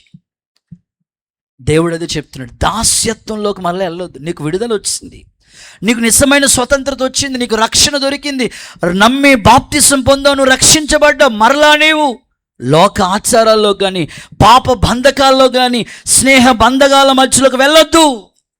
నీకు గొప్ప రక్షణ నేను ఇచ్చాను. ఇశ్రాయేలు నీ భాగ్యము ఎంత గొప్పది. యెహోవా రక్షించిన నిన్ను పోలిన వాడు ఎవరున్నారు ఈ భూమి మీద? ఇంత ఉన్నత స్థితి నీకు ఇస్తే మరలా నువ్వు స్వతంత్రతను పొందుకున్న తర్వాత కూడా మరలా దాస్యత్వానికి వెళ్తే ఎలా? ఈరోజు ప్రభు మాట్లాడుతున్నాడు, దాస్యత్వం అనే కాడి మ్రాను. యేసు నామములో ఈ ఉపవాస కోడికల ముగింపు విరగొట్టబడునుగాక. యేసు నామములో ప్రతి కాడి బంధకాలు తొలగిపోవునుగాక. గట్టిగా చెప్పండి ఆమేనండి. ఇశ్రాయేలీ ప్రజలు 430 సంవత్సరాలు బానిసలుగానే ఫరో బానిసత్వం కింద బ్రతికారు. ఈ ఫరో బానిసత్వం కింద బ్రతికిన వాళ్ళని విడిపించడం కొరకు మోజెస్ అనే నాయకుడిని దేవుడు ఎన్నుకున్నాడు. వారిని నడిపించిన విధానం చాలా అద్భుతం. ప్రజలు అనేకసార్లు సనుగుతూ వచ్చేవారు, అయినా దేవుడు అద్భుతంగా వారిని విడిపించి మోషే ద్వారా కానానికి నడిపించిన విధానం, ఆకాశం నుంచి మన్నాను కురిపించి బండలోంచి నీళ్లు రప్పించి అద్భుతంగా 40 సంవత్సరాలు అరణ్యంలో కాళ్ళు చెప్పులు అరిగిపోకుండా వస్త్రాలు మాయకుండా దేవుడు నడిపించిన విధానం చాలా గొప్పది. అయినా వాళ్ళు అంటారు, ఎంత అద్భుతంగా దేవుడు వాళ్ళని నడిపిస్తే వాళ్ళు ఏమంటారు తెలుసా? అక్కడే బాగుంది మాకు, కీరకాయలు దోసకాయలు అన్నీ అక్కడే బాగున్నాయి మాకు, మళ్ళీ విడిచి వచ్చి నీకు గుర్తొస్తున్నాయి అన్నయ్య సిరంజీ సినిమా గుర్తొస్తుంది అన్నయ్య, వస్తుందమ్మా వస్తుంది. విడిచి వచ్చిన వాటి వైపుకి వెళ్ళొద్దు, దాస్యత్వ బ్రతుకులకు వెళ్ళొద్దు. ఎందుకంటే నీకు స్వతంత్రుడు అయ్యావు. నీ స్నేహితులు అలా బ్రతికిన వారి వైపుకు నువ్వు వెళ్ళొద్దు. దాస్యత్వం అనే కాడి మ్రాను యేసు నామములో ప్రభు విరగొట్టును గాక. ఆగరు అనండి. ఎవరన్నయ్య ఆగరు? దాస్యత్వము. ఈరోజు చాలామంది దాస్యత్వ బ్రతుకులే ఉంటున్నారు. మరలా ఉదులొచ్చిన వాటి వైపుకి వెళుతున్నారు. హాగర్ని అడుగుతారు, ఎక్కడికి వెళుతున్నావమ్మా? నేనా? నీ యజమానురాలి నేనా? ఆవిడ అంటున్న మాటలు ఎంత విచిత్రంగా ఉంటాయంటే, ఒకసారి కృపక్క ఆ వర్డ్ చదవక్క, ఆవిడ అంటున్న మాటలు. హాగర్ అక్క అంటది, ఐగుప్తిలో హాగరు దాసిగా ఉంది. ఆవిడ అంటున్న మాటలు ఎంత విచిత్రంగా ఉంటుందంటే నాకు భలే గుర్తొచ్చింది. ఆదికాండ గ్రంథంలో 16వ అధ్యాయమా 16వ అధ్యాయం ఎన్నో వచ్చినాక లాస్ట్కి వచ్చేసాక అక్కడ చెప్తుంది చూడండి. ఆవిడ అంటుంది, వచనం చదవాక 8 నుంచి చదవండి. అప్పుడు దాసి అయిన హాగరు, ఎక్కడి నుండి వచ్చావు, ఎక్కడికి వెళ్ళొచ్చున్నావు అని అడుగునందుకు అది నా యజమానురాలైన శారయి యొద్ద నుండి పారిపోచున్నాను. చాలు. నిజంగా చాలా మంది దాస్యత్వ బ్రతుకులో ఉండేవాళ్ళు పాపం వైపుకి పరుగులెడతా ఉంటారు. యవనస్తురా, నీ యవ్వన్నెచ్చిన నుంచి దూరంగా పారిపోమంటే ఈమె ఇంట్లోంచి పారిపోతా ఉంది. అరణ్యానికి అలవాటు పడిపోయింది. ఈరోజు చాలామంది పాపం లాగేస్తుందండి మనసు, పీకేస్తుందండి మనసు. ఇంకా ఏది వదిలేసుకున్నారు, మరలా అటువైపుకి వెళ్ళే అనుభవం. దేవుడు నీకు స్వతంత్రుడిగా చేశాడు. మరలా దాస్యత్వ జీవితం నీకొద్దు. యేసు నామములో విడుదల కలుగునుగాక. గట్టిగా చెప్పండి అందరూ ఆమెన్. హుషారుగా హల్లెలూయా. మరలా పాపానికి దాసులు అవ్వద్దు. ఏ సిగరెట్ అలవాటును వదిలేసుకున్నావు దాని వైపు మళ్ళీ వెళ్ళొద్దు. బ్రాందీ, గుట్కా, కొంతమందికి వెనకాల జేబులో ఉంటే జరదా కిల్లీలు, ఈ అలవాట్లన్నీ వదిలేసుకున్న తర్వాత మరలా దాని వైపుకి వెళ్ళొద్దు. మరలా పాపం అనే ఆ దాస్యత్వం దగ్గరికి మళ్ళీ చిక్కుకోవద్దు. ఈ ఉదయకాలం నీ మనస్సు మారి నూతనమై రూపాంతరము చెందుదువుగాక. గట్టిగా హల్లెలూయా చెప్దామా? చూడండి, ఆ మాటలు మీకు చదివిస్తాను. అండ్ రోమీలకు రాసిన పత్రికలో ఉంటుంది 6:22. రోమీలకు రాసిన పత్రిక 6వ అధ్యాయం 22. త్వరగా. ఇప్పుడు పాపం నుండి విమోచింపబడి, ఇప్పుడు పాపములోంచి మీరు విమోచించబడ్డారు కదా, దేవునికి దాసులైనందున, దేవునికి దాసులయ్యారు కదా, పరిశుద్ధత కలుగుటయే మీకు ఫలం, దాని అంతము నిత్య జీవము. ఇంకా చదవండి. అనగా పాపం వలన వచ్చు జీతము మరణము. ఓకే. అయితే దేవుని కృపా వరము మన ప్రభు అయిన యేసుక్రీస్తునందు నిత్య జీవము. చదవండి అక్క. ఆ మాటల్లో రోమ పత్రికలో పౌలు గారు చెప్తూ, మీరు మరలా ఆ పాపం అనే కాడి క్రింద పాపానికి దాసులు కావద్దు అంటాడు. రోమిలికి రాసిన పత్రికలోనే ఆ మాట చదవండి ఒకసారి. లోబడుకు దేనికి మిమ్మల్ని మీరు దాసులుగా అప్పగించుకుందురో అది చావు 6:16. అది చావు నిమిత్తముగా పాపముకే గాని నీతి నిమిత్తముగా విధేయతకే గాని దేనికి మీరు లోబడుదురో దానికే దాసులు అవుదురని మీరు ఎరుగరా? ఓకే. మీరు పాపమునకు దాసులై ఉంటారు, మీరు పాపానికి దాసులై ఉన్నారు గాని ఏ ఉపదేశ క్రమానికి మీరు అప్పగించబడ్డారో హృదయపూర్వకంగా లోబడిన వారై పాపం నుండి విమోచింపబడి నీతికి దాసులుగా బ్రతుకుదురుగాక. కొట్టండి చప్పట్లు. యేసయ్యకు మహిమ. మీ అవయవాలు దుర్నీతికి సాధనాలుగా ఉండకుండా పాపానికి అప్పగించబడొద్దు. దేవునికే దాసులుగా బ్రతికే కృప దేవుడు మీకు ఇచ్చునుగాక. ఎట్టి పరిస్థితులు మరలా విడిచొచ్చిన పాపం వైపు వెళ్ళొద్దు. విడిచొచ్చిన ఆ అలవాట్ల వైపుకి వెళ్ళొద్దు. దేవుడు నిన్ను, నీ హృదయాన్ని యేసు నామములో పరివర్తనలోకి తీసుకొచ్చునుగాక. సమరయ స్త్రీ అనండి, గట్టిగా చెప్పండి అమ్మా. ఒకప్పుడు పాపిష్టి పనులు చేసింది. 5 భర్తలున్నారు. అక్కడితో ఆగల. 6వ అడిగి ట్రైల్ వేస్తూ ఉంటుంటే యేసుప్రభు ఎంటర్ అయిపోయాడు. అక్కడే కొండ, పాపం అనే కొండ అక్కడే పగలగొట్టి వెళ్ళి ఊరిలో చెప్తే ఊరు రక్షించింది ఆమె. ఆమె జీవితం పాపానికి దాసురాలుగా లేదు. ఈరోజు ఒకప్పుడు నువ్వు పాపిష్టి పనులు చేసి ఉండొచ్చు. మరలా ఇంకా రక్షింపబడిన తర్వాత కూడా ఆ విడిచొచ్చిన పాపం వైపుకి వెళ్తే ఎలా? నీకు స్వతంత్రత వచ్చింది, నీకు విడుదల వచ్చింది, స్వేచ్ఛ వచ్చిందని ఇష్టమనుసారంగా తిరగమని కాదు. దేవుడు చెప్పేది ఏంటంటే ఇక దాస్యత్వం, ఆ బానిసత్వం బ్రతుకు దగ్గరికి వెళ్ళొద్దు. యేసు నామములో గొప్ప విడుదల నా తండ్రి మీకు అనుగ్రహించునుగాక. 2 ఉదాహరణలు చెప్తాను ఇందులో. ఒక యవనస్తురాలు, దైవజనులు జోషి గారని హైదరాబాద్లో సేవ చేసి ప్రభునందు మహిమలోకి చేర్చబడ్డారు. జోషి గారని గొప్ప దైవజనుడు ఆయన. అప్పట్లో రేడియో వర్తమానాలు ఆయన వస్తూ ఉండేవి. మంచి సేవకులు. ఒక అమ్మాయి, ఒక యవనస్తురాలు, మీకులా చదువుకునే పాప యూనివర్సిటీలో చదువుతుంది. యూనివర్సిటీ చదువు, పీజీ చదువుతుంది. ఇక లాస్ట్ కంప్లీట్ అయిపోతుంది. వినాలి, యవనస్తులకి మీకే ఈ మాటలు చెప్తుంటా. ఇక ఆ ఇయర్తో పీజీ కంప్లీట్ అయిపోతుంది ఆ అమ్మాయికి. వెంటనే పాస్టర్ గారి దగ్గరకు వచ్చి, ఇలాంటి ఏదో ప్రార్థన కూటానికి వచ్చి లాస్ట్లో మాట్లాడుతూ, అయ్యగారు మరి నేను ఇన్నాళ్ళు చదువుకున్నాను, దేవుడి దయ వల్ల నా చదువు ఎంత స్థాయికి వెళ్ళింది, పీజీ కంప్లీట్ అవటానికి దేవుడు ఎంతగానో కృప చూపించాడు, మీ ప్రార్థన చాలా సంతోషం. అయితే మిమ్మల్ని ఒక మాట అడగాలనుకుంటున్నాను. అమ్మా పిల్లలు ఇలా ఇటు చూడండి రా నాయన, మిమ్మల్ని ఒక మాట అడగాలనుకుంటున్నాను అయ్యగారు అన్నది. ఏంటమ్మా చెప్పు, నీ చదువు ఎంతవరకు వచ్చింది, ఏం చేయాలనుకుంటున్నావా చెప్పు. లేదు అయ్యగారు, చదువు అయితే మంచిగా చదివేశాను, అన్నిటిలో ఫస్ట్ ర్యాంక్ వచ్చింది, ఈ ఇయర్తో నా చదువు కంప్లీట్ అయిపోతుంది. అయితే నేను ఏ యూనివర్సిటీలో చదువుకుంటున్నానో అదే యూనివర్సిటీలో ఒక అబ్బాయిని ప్రేమించానయ్యా, ఇష్టపడ్డాను. నా చదువు ఆ అబ్బాయి చదువు కూడా ఒకే ఈక్వల్గా ఉంది, క్లాస్మేట్, రూమ్మేట్, ఇట్లాగా మాట్లాడుతూ ఉందామె. పెళ్లి చేసుకుందాం అనుకుంటున్నాను, ఈ విషయంలో మీరేమంటారు అని. పాస్టర్ గారు ఇలా అన్నారట, ఆ అబ్బాయి దేవుణ్ణి నమ్ముకున్నాడా అని అడిగారంట. చెప్పండి అమ్మా. హలో ఆకలేస్తున్నట్టుంది మీకు, మబ్బుగా ఉంది కదా, గట్టిగా హలో చెప్పండి. 3 గంటల దాకా జరిగించినా పర్వాలేదు అనుకుని నేను నిలబడ్డాను. లేదులే త్వరగా ముగిస్తాను. హల్లెలూయా, గట్టిగా నిజమైన స్వాతంత్రంతో హల్లెలూయా. వెంటనే పాస్టర్ గారు అడిగారంట, ఆ వ్యక్తి, ఆ అబ్బాయి దేవుని నమ్ముకున్నాడా అని అడిగారట. అబ్బే అస్సలు అలాంటిది ఏం లేదు, దేవుడు అంటే ఏం తెలియదు, క్లాస్మేట్.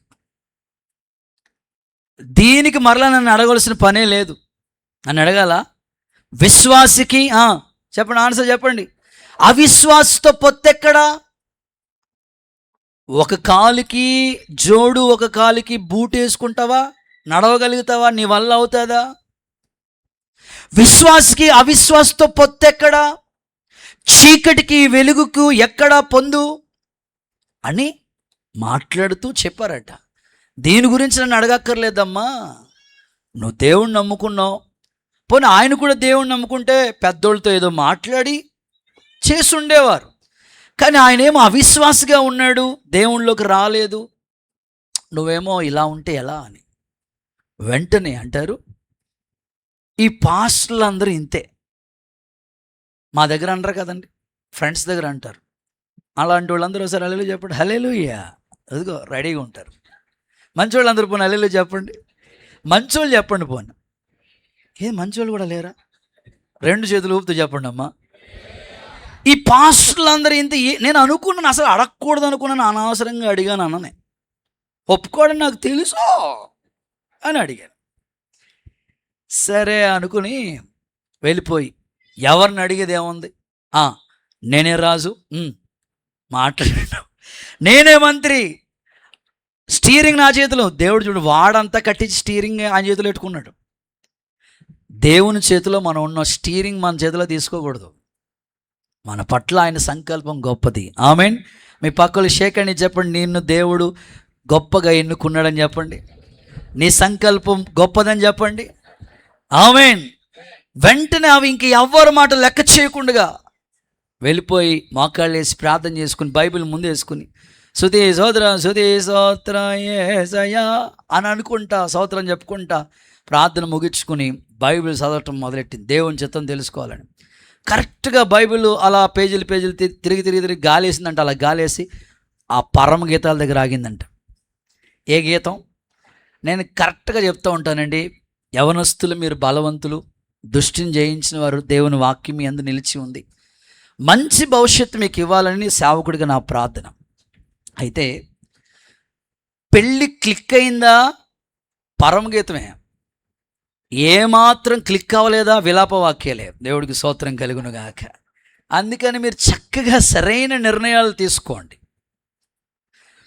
వెంటనే పరమగీతాలు తీసిన ఆమె ముందుకు వచ్చి ఆగిందంటే, ఈ పరమగీతాలు అంటే ప్రేమ గీతమే కదండి.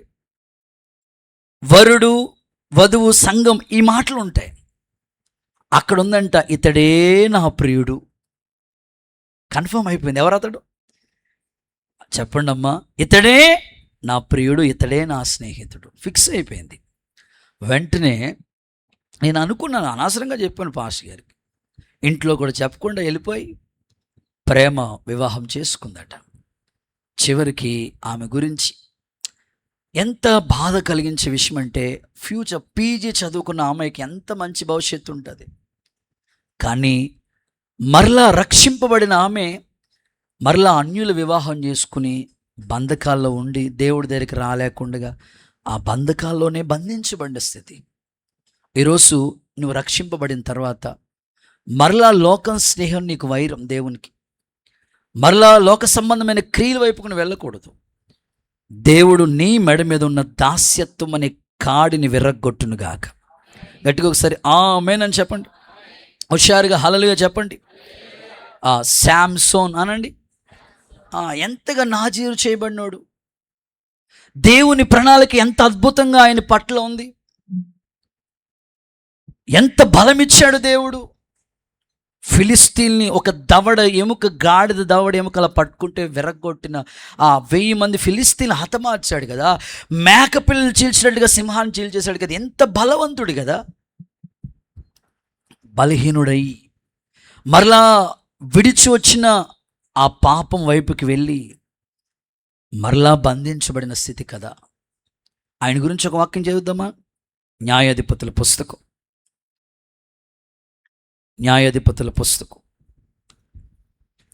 16వ అధ్యాయం 21 చదవక్క. ఫిలిస్తీన్లు చదవక్క. అప్పుడు ఫిలిస్తీన్లు అతన్ని పట్టుకుని కన్నులు ఊడదీసి గాజా వరకు తీసుకొచ్చి ఇత్తడి సంకెళ్ళు బానిసత్వంతో బంధించారు. 2 కళ్ళు ఊడదీసేశారండి. ఎంత బాధ. ఈరోజు నా ప్రార్థన, మరలా మీరు పాపం అనే ఆ దాస్యత్వంలోకి వెళ్ళకుండా, మరలా దాస్యత్వం అనే ఆ విడిచి వచ్చిన వాటి వైపు వెళ్ళకుండా, ఆ బానిస బ్రతు మీరు బతకకుండగా మీ బంధకాలు సంఖ్యలన్నీ తెంచివేయునుగాక. గుడ్. టైం పరిగెడుతుంది, నేను కూడా పరిగెట్టాలి. 3వ మాటలోకి వెళ్ళిపోదాం. ఆగుదామా? వెళ్ళిపోదాం అయ్యగారు, అసలు ఇవాళ స్పెషల్ అని. చూడండి 3వ మాట, 3rd వన్, అపోస్తుల కార్యాల గ్రంథం 15వ అధ్యాయం. ఫాస్ట్గా ఉండాలి మీరు. 10-15 నిమిషాలు ముగిచ్చేస్తాను, త్వరగా చూడాలి. అపోస్తుల కార్యాల గ్రంథం 15వ అధ్యాయం 9-10 వాక్యాలు. వారి హృదయాలను విశ్వాసం వలన పవిత్రపరిచి మనకును వారికి ఏ భేదమైనను కనపరచలేదు కనుక, మనకు వారికి ఆ మాట నోట్, ఏ భేదము కనపరచలేదు కనుక. భేదం అనేది నోట్ చేయనా. మన పితరులైనను మనమైనను మోయలేని కాడిని శిష్యుల మేడ మీద పెట్టి, మోయలేని కాడి శిష్యుల భుజాల మీద పెట్టి మీరెందుకు దేవుణ్ణి శోధిస్తున్నారు అనే మాటను అక్కడ ఈ అపోస్తుల కార్యాల గ్రంథం 15వ అధ్యాయంలో ఈ మాటని మనం చూస్తున్నాం. తలపైకెత్తండి. ఈ మాట వివరంగా మీకు చెప్తాను. ఒకసారి అందరు హల్లెలూయా అని చెప్పండి. ఇక్కడ పౌలు బర్నబా అనండి. నేను స్టోరీ చెప్పిన తర్వాత పాయింట్ చెప్తాను మీకు ఈజీగా అర్థం అవడానికి. పౌలు బర్నబా దేవుని పనులు అద్భుతంగా వాడబడిన దైవజనులు. అయితే వాళ్ళ మధ్యలోనే వివాదాలు వచ్చినాయి. అంటారు, మోషే ధర్మశాస్త్రం ఉంది కదా, ఉందా లేదా? ఉంది. అలాగే సున్నతి చెయ్యాలి ప్రతి ఒక్కడికి అని కూర్చున్నారు వాళ్ళు. అరే, అన్యజనులకు సున్నతి ఎట్లా చేస్తారని పౌలు డిస్కషన్. వాళ్ళ మధ్యలో 2వ వచనం చదివితే విశేషమైన వాదోపవాదనలు జరిగినాయి అంట. అప్పుడు బర్నబా పౌలు వీళ్ళు ఏం చేశారంటే, ఈ సమస్య అపోస్తుల పాదాల దగ్గర తీసుకెళ్లారు. ఏదైనా సమస్య వస్తే అపోస్తులు సేవకులు ఉన్నారు కదా, వారి దగ్గర తీసుకురావాలి. తీసుకొచ్చిన వెంటనే వాళ్ళు అద్భుతంగా పేతురు నిలబడి చక్కగా వాళ్ళకి చక్కని వివరణ అపోస్తులు చక్కని వివరణ వాళ్ళకి ఇచ్చిన సందర్భాలు మనం చూస్తాం. అంటాడు పేతురు మాట్లాడుతూ అంటాడు, 6వ వచనం నేను చదువుతున్నాను. అప్పుడు అపోస్తులు పెద్దలు ఈ సంగతిని గురించి ఆలోచించుటకు కూడుకునుడి. బహు తర్కము జరిగినప్పుడు తర్వాత పేతురు లేచి ఇట్లనెను, సహోదరులారా, ఆరంభమందు అన్యజనులు నా నోట సువార్త వాక్యం విశ్వసించడానికి మీలో నన్ను దేవుడు ఏర్పరచని మీకు తెలియదా? అని మాట్లాడుతూ చివరికి లాస్ట్లో అంటున్నాడు 9వ వచనం, ఏ భేదము కనపరచలేదు. ఎందుకు మరలా మీరు ఈ బరువైన కాడి తీసుకొచ్చి పెడతారు అంటే, సింపుల్గా అర్థమయ్యే కోణంలో చెప్పాలంటే, 3వది భేదములు అనే కాడి అనండి. ఒకసారి ఇంకొకసారి చెప్పండి, మీ పక్కోళ్ళతో చెప్పండి. ఈరోజు చాలామంది భుజాల మీద ఉన్న కాడి ఏంటంటే ఇంకా భేదాభిప్రాయాలు. దేశానికి స్వతంత్రత వచ్చినా ఇంకా భేదాభిప్రాయాలు మాత్రం పోలేదు. ఇంకా భేదాభిప్రాయాలు మాత్రం పోలేదు. మనస్సులో భేదాభిప్రాయాలు, మనుషుల్లో భేదాభిప్రాయాలు. నేను ఎప్పుడు ఇలా చెప్తా ఉంటానండి, మనుషుల్ని దేవుడు ఎంతగా ప్రేమిస్తే మనుషులు భేదాభిప్రాయాలు కలిగి ఆ కాడి ఇంకా వాళ్ళ భుజం మీద ఉంది. ఇంకా వాళ్ళ అదే చెప్తున్నాడు, ఏ భేదము కనపరచలేకపోతే మీరెందుకు మరలా ఆ బరువైన కాడి తీసుకొచ్చి పెడతారు? నా ప్రార్థన, లోకస్తులకి లోకంలో ఎన్నో ఉండొచ్చు, దేవుని పిల్లలకి, దేవుని రక్తంతో కడగబడిన కుటుంబస్తులకి ఏ భేదం ఉండకూడదు. యూదుడని గ్రీకు దేశస్థుడని ఏ భేదాభిప్రాయాలు ఉండకూడదు. ఈ మందిరంలో అడుగు పెట్టిన తర్వాత ఒక తండ్రి పిల్లలం మనం, ఒకే కుటుంబం, ఒకే బల్లలో చేతులుంచుతున్నాం, ఒకే రక్తంతో కడగబడ్డాం, ఒకే కుటుంబంగా కొనసాగుతున్నాం. ఒక తండ్రి మనల్ని నడిపిస్తున్నాడు. ఆయన సన్నిధిలో మనం ఎప్పుడు కూడా భేదాభిప్రాయాలు, మనస్పర్ధలు అనే దానికి చోటు ఇవ్వకూడదు. ఈరోజు నా ప్రార్థన, మీ గుండెల్లో ఉన్న ప్రతి భేదాభిప్రాయాలని కాడిని యేసు నామములో నా ప్రభు విరగ్గొట్టునుగాక. గట్టిగా చెప్పండి, ఆమేన్ చెప్పండి. ప్రస్తుతానికి దేశంలో మత భేదాలు, భయంకరంగా మత భేదాలు దేశంలో ఎంత దారుణంగా ఉందంటే, మత భేదాలతో నిండిపోయారు ప్రజలు. పౌలు ఇలా అంటాడు, మత భేదాలు పుట్టించేవాడికి 1కి 2 సార్లు బుద్ధి చెప్పు, ఇక ఇంట్లేదా వాడిని విడిచిపెట్టే, నీ సావు అని వదిలే. భేదాభిప్రాయాలు తీసుకొస్తున్నారు. ప్రస్తుతానికి మతాల మధ్యలో కలహాలు తీసుకొస్తున్నారు. దేశాన్ని దేవుడు సస్యశ్యామలంగా మనుషులంతా ఒక్కటేనని ఆ భావన తీసుకొచ్చితే, మనుషులేమో భేదాభిప్రాయాలు తీసుకొస్తారు. సమాజాలలాగా ఉన్నాయి, సంఘాల్లో కూడా ఈ భేదాభిప్రాయాలు. నా ప్రార్థన, ఒక అన్నగా నా 2 చేతులు మీకు వందనాలు చెప్తూ చెప్పే మాట, మీలో ఎప్పటికీ ఎన్నటికీ ఎవరితో కూడా మనస్పర్ధలతో కలిసి బ్రతకండి. భేదాభిప్రాయాలు కలిగి ఉండొద్దు. మీరు ఇలాగా మేము అలాగానే భావన తీసుకురావద్దు. దేవుని మందిరంలో అడుగు పెట్టిన తర్వాత మనమందరం ఒక తండ్రి పిల్లలం, ఒకే కుటుంబం. ఈ భావనతోనే జీవిత కాలం మనం బ్రతుకుదుముగాక. ఆ మాట చదవండి. భేదాభిప్రాయం అనే దాని గురించి మీకు అర్థం అవడానికి చెప్తాను. తీతు పత్రికలో ఈ మాటలు చూస్తాం. 3వ అధ్యాయం 9-10 వచనాలు త్వరగా చదువుకుందాం. తర్కములను, డి మైనర్, వంశావళులను, కలహములను. తీతు పత్రిక 3వ అధ్యాయం 9-10 వచనాలు అక్క చదవక్క. ధర్మశాస్త్రములకు వచ్చిన వివాదములను, నిష్ప్రయోజనమును, వ్యర్థమైనవి కనుక వాటికి దూరంగా ఉండుము. ఓకే, భేదములు కలిగి, అదిగో ఆ మాట టిక్చే, మత భేదములు కలిగించే మనిషికి 1-2 సార్లు చెప్పు, వినలేదా వాడిని విడిచిపెట్టే. అట్టివాడు తప్పు మార్గము తప్పి తనకు తానే శిక్ష విధించుకునేవాడై, ఎవడు శిక్షకు వాడే పాత్రుడు. కాబట్టి మత భేదాలు కలిగించే వాళ్ళకి 1-2 సార్లు చెప్పండి, అర్థమయ్యేటట్లుగా చెప్పండి. ఇప్పుడు క్రైస్తవ్యాన్ని గురించి ఒక్కొక్కడు ఎవరికి ఇష్టమొచ్చినట్లుగా వాళ్ళు మాట్లాడుతున్నారు. మీరు చెప్పాల్సింది ఏంటంటే, అయ్యా క్రైస్తవ్యం మతం కాదు. అసలు ఈరోజు మీరు వాడే ప్రతి వస్తువు కనుగొంది క్రైస్తవులే. ఈరోజు నువ్వు ట్రైన్ ఎక్కుతున్నావంటే దాన్ని కనుగొంది. ఈరోజు నువ్వు ఫ్లైట్ ఎక్కుతున్నావంటే దాన్ని కనుగొంది క్రైస్తవులే. ఈరోజు నువ్వు మొబైల్ వాడుతున్నావంటే దాన్ని కనుగొంది క్రైస్తవులే. క్రైస్తవులు ఇప్పుడు మెడిసిన్ వాళ్ళు కనుగొన్నది వాళ్ళే. నువ్వు వాడే ప్రతి వస్తువు దేవుని పిల్లలు ఇచ్చిందే. వాళ్ళు ఏ రోజు నీకు అడ్డు చెప్పలేదు కదా, ఇది మతం కాదు కదా, నేను బలవంతంగా దీంట్లోకి రమ్మంటలేదు కదా. స్వేచ్ఛ ఉంది, మత స్వేచ్ఛ ఉంది, రాజ్యాంగం మనకు కల్పించింది. ఎవరికి నచ్చినట్లుగా వారు దైవికమైన మార్గాలు నడవచ్చు. అంతేగాని మీరు భేదాభిప్రాయాలు తీసుకురావద్దు. నా ప్రార్థన మన దేశంలో అనేక రాష్ట్రాల్లో ప్రాంతాల్లో భయంకరంగా మత విద్రోహ శక్తుల ప్రభావం యేసు నామములో తొలగిపోవునుగాక. ప్రజల మధ్యలో ఒక ఐక్యత వచ్చునుగాక. దేశంలో గొప్ప రక్షణ దేవుడు కలుగు చేయునుగాక.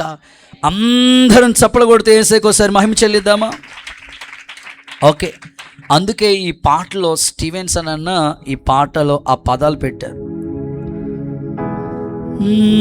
నా ప్రియ దేశం భారతదేశం, బైబిల్లో రాయబడిన నా ప్రియ దేశం బైబిల్లో ధన్యమైన చేతులు పైకి. I love my India, I pray for India. చేతులు పైకి. I love my India, I pray for India. నా ప్రియ దేశం భారతదేశం, బైబిల్లో రాయబడి ధన్యమైన దేశం. మనుషులంతా ఒకటే. క్రైస్తవ్యం మతం కాదు.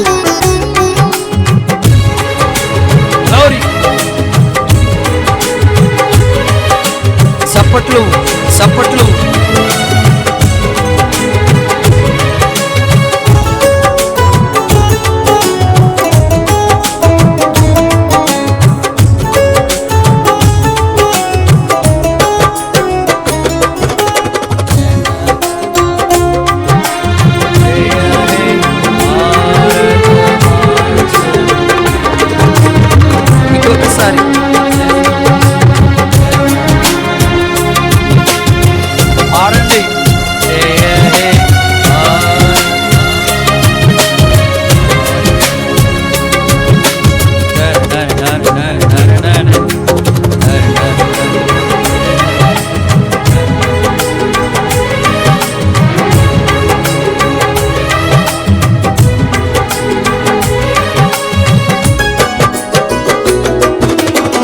క్రైస్తవ్యం మతం కాదు, మారు మనసలి జీవమునకు నడిపించును వివరిస్తాను. పాడదామా?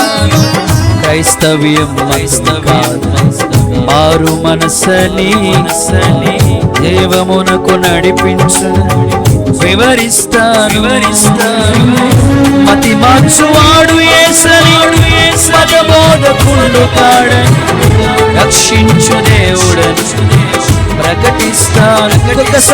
ఇంకొకసారి మతి మార్చువాడు యేసని, మతబోధకుడు కాడని, రక్షించు దేవుడని వివరిస్తాను.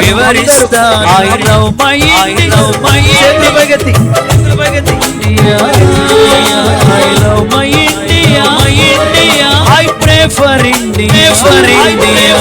నా ప్రియ దేశం భారతదేశం, బైబిల్లో రాయబడిన ఇంకొకసారి ప్రియ దేశం భారతదేశం, బైబిల్లో చేతులు my India, I pray for India, I love my India, I pray for India, I love my India, I pray for India. Hallelujah, hallelujah. చూడండి, కొరింథీయులకు రాసిన మొదటి పత్రిక 3:3. First Corinthian chapter 3:3. మీలో అసూయలు కలహాలు ఉండగా మీరు శరీర సంబంధులైన మనుషులుగానే ప్రవర్తిస్తున్నారు గాని ఒకడు నేను పౌలు వాడను, నేనేమో ఒకడు పౌలోని, మరి ఒకడు నేను అపోల్లో వాడను, నేనేమో అపోల్లో. మీరు ప్రకృతి సంబంధులైన మనుషులు కాదా? మెడికల్ స్టోర్ కాదు అపోల్లో అంటే. ఓకే, అపోల్లో అనేది ఒక పేరు, ఒకని పేరు. అపోల్లో ఎవడు? అపోల్లో ఎవడు? పౌలెవడు? పరిచారకులే కదా. ఒక్కొక్కరికి ప్రభు అనుగ్రహించిన ప్రకారము ఓకే, వారి ద్వారా మీరు విశ్వసించి తిరిగి. చాలమ్మా చాలు. మనం జత పనివారమై ఉన్నాం. అందరూ ఆమె చెప్పండి అన్నమాట. నాతో కలిసి చెప్పండి, జత పనివారు. ఇక్కడ కొరింథీ సంఘంలో ఎలాంటి డిస్టర్బెన్స్ వచ్చిందంటే, మా పాస్టర్ పౌలు ఆయన చెప్తేనే మేము వింటాం అని పౌల్ ఫ్యాన్స్ ఉన్నారు. అనండి పౌల్ ఫ్యాన్స్ అనండి. అంటే జాన్ వెస్లీ అనుకోండి, నన్ను అనుకోండి. ఒకసారి జాన్ వెస్లీ అని ఫ్యాన్స్ అందరూ ఒకసారి అల్లెలు చెప్పండి. అమ్మ మమ్మల్ని చంపడానికి అమ్మ అందులో ఎలా. ఓకే, నెక్స్ట్ పౌల్ తర్వాత అపోల్లో. పోనీ ఆ స్థానంలో కృపక్క ఫ్యాన్స్ అందరూ ఒకసారి అల్లెలు చెప్పండి. చెప్పరా? తర్వాత పేతురు ఫ్యాన్స్ అంటే మా బ్రదర్స్ అందరు ఫ్యాన్స్ ఒకసారి అల్లెలు చెప్పండి. ఉన్నారమ్మ మమ్మల్ని చంపడానికి. ఏమంటారంటే పౌలు, మీరు మాకు ఫ్యాన్స్గా ఉండొద్దు, మమ్మల్ని గౌరవించండి, ప్రార్థించండి. మా అన్నయ్య, మా అక్క, మా అన్నయ్యోళ్ళు, తమ్ముడోళ్ళు ఆ భావన కలిగి ఉండండి. కానీ ఈ భేదాభిప్రాయాలు రాకూడదు. అన్న, అక్క, బ్రదర్స్ ఇలాంటి డిస్టర్బెన్స్ అనేది మాలో క్రియేట్ అవ్వకూడదు. ఈ కొరింథీ సంఘం యొక్క మైనస్ ఏంటంటే, కొంతమంది పౌలు చెప్తేనే వింటారు, కొంతమంది అపోల్లో చెప్తేనే వింటారు, కొంతమంది కేఫా పేతురు చెప్తేనే వింటారు. పౌలు చివరిగా తేల్చి చెప్పేశాడు, మేమెవరు? ఒక ఆయనేమో నాటాడు, ఇంకొక ఆయనేమో నీళ్లు పోసాడు. నాటిన వాళ్ళలో ఏమీ లేదు, నీళ్లు పోసిన వాళ్ళలో ఏమీ లేదు, వృద్ధి చేసేది దేవుడు కదా అన్నారు. అందుకని మీకు ఎప్పుడు ఏ భావన రావాలంటే, మనమంతా ఒకటే. సంఘములో కూడా కొంతమంది ప్రార్థించే వాళ్ళు ఉంటారు, ఉండేవండి. కొంతమంది పరిచర్య చేసే వాళ్ళు ఉంటారు, ఉండేవండి. కొంతమంది ధారాళంగా దేవునికి ఇచ్చేవాళ్ళు ఉంటారు, ఉండేవండి. కొంతమంది ఎప్పుడు సేవకుల దగ్గర పరిచర్య ఉండేవండి. కొంతమంది ఎప్పుడు ప్రేయర్ టీం, ఎప్పుడు సువార్త ఉండేవండి. అందరూ అన్నీ చేయలేరు, ఎవరికిచ్చిన బాణంలో వాళ్ళు చేయనివ్వండి. కనుక మనమంతా కలిసి ఒకటే, కానీ భేదాభిప్రాయాలు రాకూడదు. యేసు నామములో ఈ ఉదయకాలం విర్రగొట్టబడునుగాక. గట్టిగా హల్లెలూయా చెప్పండి. నేను 2-3 ఉదాహరణలు చెప్తాను చూడండి. ఒకసారి ఇలా అనండి, దీన్ని ఏమంటారు? హస్తం గుర్తుకే అనుకోండి. జస్ట్ ఇది చెయ్యి కదా. నేను మేము మరలా అడుగుతున్నాను, జత పని వాళ్ళు అనడానికి చెప్తున్నాను. ఈ బొటనేలు లేకుండా ట్రై చేయి, ఏదైనా పట్టుకోవడానికి. ఒక గ్లాస్ పెట్టుకో, ట్రై చేయి. నాకు బొటనేలతో సంబంధం లేదు, బొటనేలతో అసలు నాకు ఈ సంబంధం, అది ఎందుకు వచ్చింది, అది అస్సలు పని లేదు. నువ్వు ఈ 2 ఏళ్ళతో ఏమైనా చేయి, ట్రై చేయండి అమ్మా. కెమెరామెన్ చూడాలని ఏమన్నా ట్రై చేస్తున్నారు, రాస్తున్నారేమో, పుస్తకం లేపుతున్నారేమో. ఈ 2 ఏళ్ళతో పుస్తకం లేపండి ఒకసారి, మీ దగ్గర ఉన్న బైబిల్ లేప.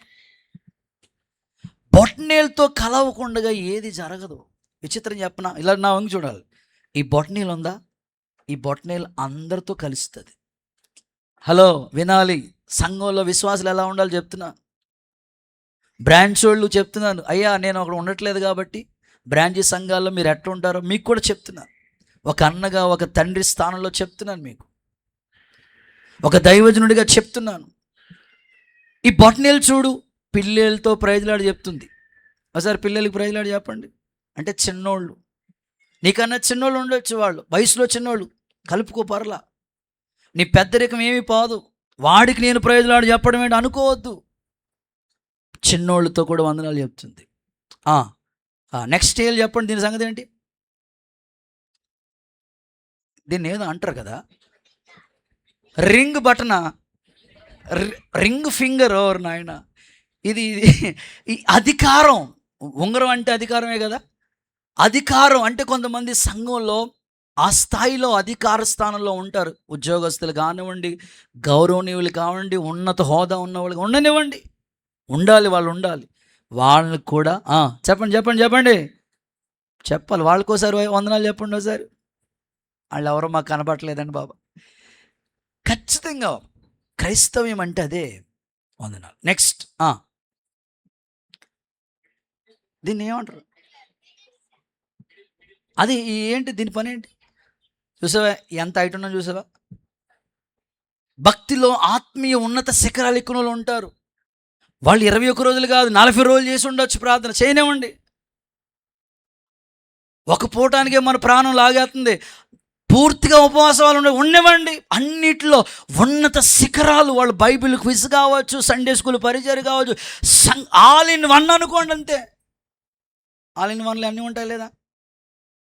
ఆ స్థాయిలో ఉంటారు వాళ్ళు. సంఘంలో ఉండనివ్వండి.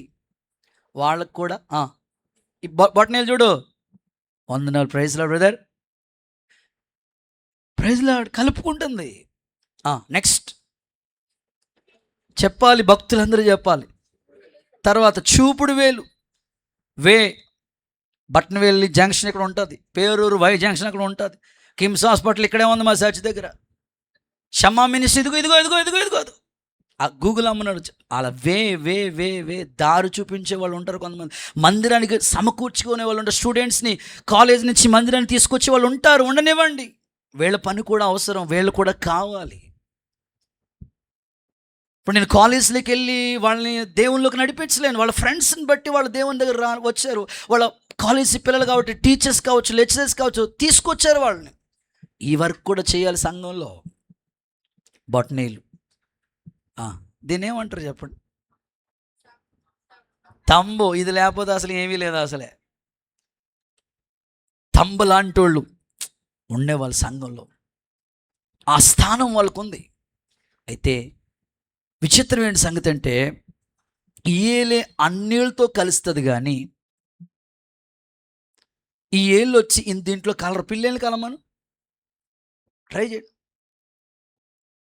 బొట్టనేలు తీకండి, పిల్లేల దగ్గర లాక్కోండి, ట్రై చేయండి. అయ్యా బాబుగారు, అయ్య బాబు అంటే బొట్టనేలులాగా ఉన్న దైవజనుడు అపోస్తులు అనుకోండి, ఆయనే వచ్చి అందరినీ కలుపుకుంటున్నారు. కానీ ఈ పిల్లలంటూ కూడా కలవటానికి ఇష్టపడలేదు. దేవుడు కోరుకుంటుంది ఏంటంటే, ఈరోజు నీ మీద మోపబడిన భేదాభిప్రాయాలు ఆ కాడి యేసు నామములో విరగ్గొట్టబడును గాక. నేను ఆలోచించిన, అసలు భేదాభిప్రాయాలు ఎవరు తీసుకొస్తారు? యోధా పత్రిక 1:19. భేదాభిప్రాయాలు, నువ్వు ఇలాగా నేను ఇలాగాని, నువ్వు ఇక్కడే ఉండు నేను అక్కడే ఉంటాను, ఈ భేదాభిప్రాయాలు తీసుకొచ్చే వాళ్ళు ఎవరో చెప్పనా? అట్టివారు ప్రకృతి సంబంధులు, ఆత్మ లేని వారు భేదాలు కలుగజేస్తున్నారు. వాళ్ళు ప్రకృతి సంబంధులు, లోకంలో బాగా ప్రకృతిలో ఉన్నారు. వాళ్ళు ఆత్మీయులు కాదు, ఆత్మను నమ్మరు వాళ్ళు. నా ఆశ, మీరందరూ ఆత్మ సంబంధులు, తండ్రి బిడ్డలు, మనమందరం ఒకే కుటుంబం. ఎప్పటికీ ఎన్నటికీ భేదాభిప్రాయాలు లేకుండా ఆ కాడి ఈ ఉదయకాలం యేసు నామములో విరగ్గొట్టబడునుగాక. గుడ్, చప్పలు కొడితే యేసుకి మహిమ. రైట్, చివరి మాట, ఆఖరి మాటతో ప్రార్థన చేసుకుని ముగించుకోబోతున్నాం. 4వది ద్వితీయోపదేశకాండం 28వ అధ్యాయం 48వ వాక్యం. 28:48 ద్వితీయోపదేశకాండం. ఆకలి దప్పులతోనూ వస్త్రహీనతను. ఇప్పుడు అదే బాధలో ఉన్నామక్క, కొంచెం ముందుకెళ్ళాక చదవక్క. యెహోవా నీ మీదకి రప్పించు నీ శత్రువులకు దాసుడు వగుదువు. ఓకే అక్క. వారు నిన్ను నశింపచేయు వరకు నీ మెడ మీద ఉన్న ఇనప కాడిని ఉంచుతారు. ఇక్కడ సందర్భం ఏంటంటే, వారు నిన్ను నశింపచేసే వరకు నీ మెడ మీద ఒక ఇనప కాడిని ఉంచారు. ఈ ఇనప కాడి నీకు కనపడదు, కానీ దాని పేరేంటంటే నాశనం అనే కాడి. అనండి, నోట్ చేయండి. ఇప్పుడు నాశనం అనే కాడి. అక్కడ ఏమంటారంటే, నిన్ను నశింపచేసే వరకు, శామ్యూయల్ నిన్ను నశింపచేసే వరకు నీ మెడ మీద ఇనప కాడి పెడుతున్నారు. ప్రభు కోరుకుంటున్నాడు ఈ స్వతంత్ర దినోత్సవ సందర్భంగా, మీ మెడ మీద ఉన్న ఈ నాశనం అనే కాడి, ఇది ఇనుము, చాలా బరువుగా ఉంటుంది. యేసు నామములో ప్రభు తొలగించునుగాక.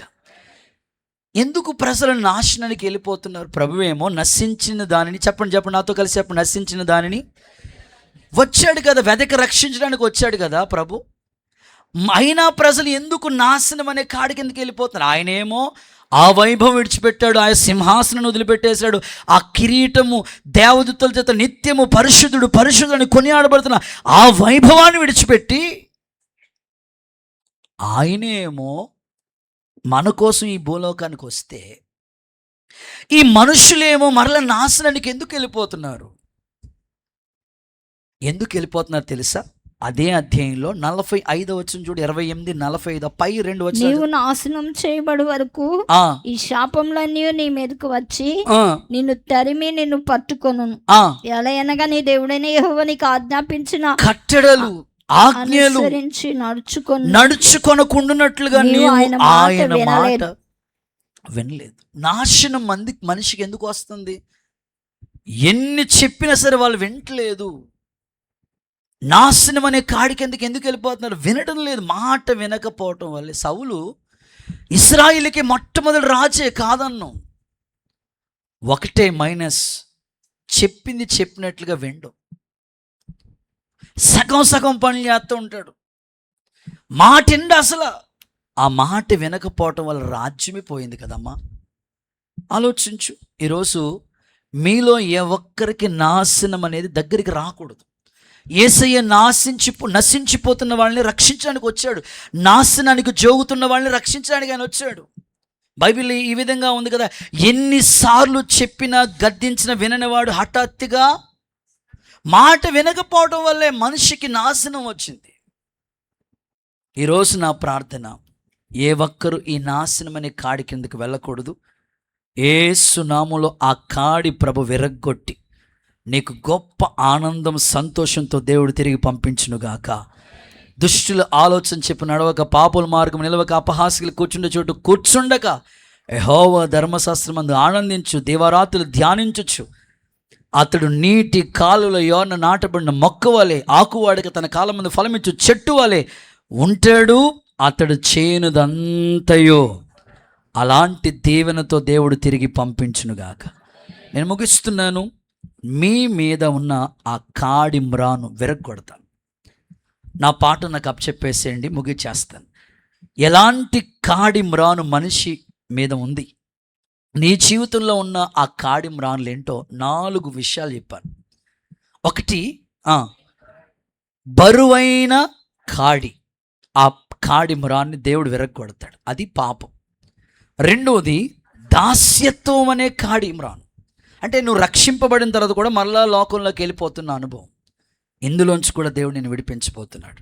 మూడవదిగా, భేదాభిప్రాయాలు, భేదములు అనే కాడి కిందకి వెళ్ళిపోతున్న వాళ్ళని కూడా దేవుడు మరలా ఒక్క జత పని వారిగా ఒక్క మొద్దగా ఆయన అంటు కట్టాలనుకుంటున్నాడు.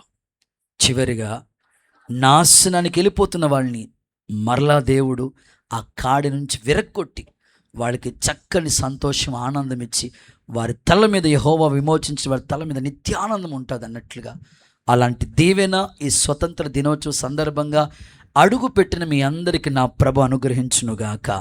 ఈ మాటలు మన వినికుడిలో దీవించునుగాక. అందరూ అలా లేచి నిలబడి